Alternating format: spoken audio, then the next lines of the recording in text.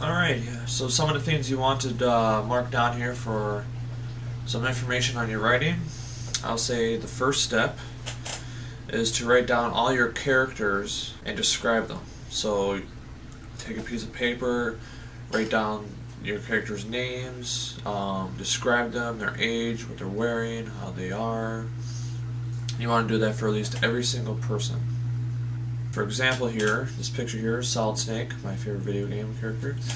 I mean, look at how he's wearing. He's wearing a vest, a blue jacket underneath. It looks like he has elbow pads, knee pads. He has a bandana. The length of his hair, his eye colors. You know, you want to get the full description down, and a little bit about them too.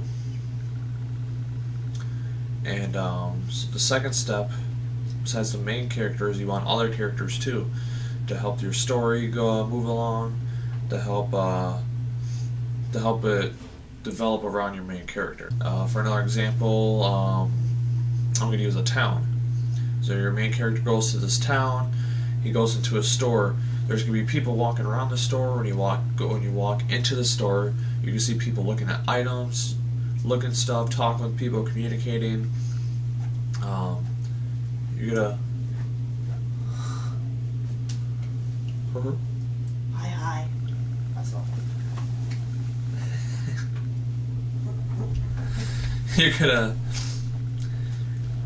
you're gonna want your those other characters. They don't have to have names. You just want them to have them to be there to look like the person in the shop or whoever's the worker. Doesn't look like they're sitting there waiting for the main character to come there to continue the story. You want them to be doing their own thing. So have the person there that's running the shop at the time, or the employee, to be doing something, either charging people for the items they want, cleaning something, you know, stuff like that.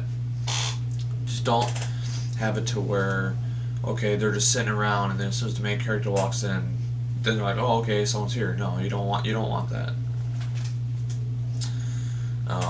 Step 3 is you want to write down an outline of your story. So pretty much the key parts of your story. For example, I'm going to use a swordsman. Okay, one of the key points for a swordsman is training. Then his journey. Say he's finding items or treasure, he finds treasure, and then facing the enemies, and then the journey back home. Those are like key parts. So for your story, you're going to want stuff like that, but it's going to be your own because it's your story. One of the 4 things to help out is this is your story. So this is going to be your own world. Meaning, you have the world in your hands. Whatever you want to happen will happen. You create it however you want. It doesn't matter what other people think. As long as you like it, if you want it to be the way you want it to be, then that's how it's going to be. You can have anything you want. I mean, it doesn't matter, something from the past or the future or whatever. It's your world. You create it however you want. And you can have whatever you want in it, however you want things to happen. You could have population 300 people if you really wanted to. It doesn't matter. It's your story. It's however you want it to be. That brings up the 5th step. Another key to remember about writing is there's no limit to writing. There isn't. It's the limit is as far as however far as you want it to go. It's pretty much like the galaxy. It's huge. You can approach it any way you want. You can have it however you want. There's no limit to how you can write things.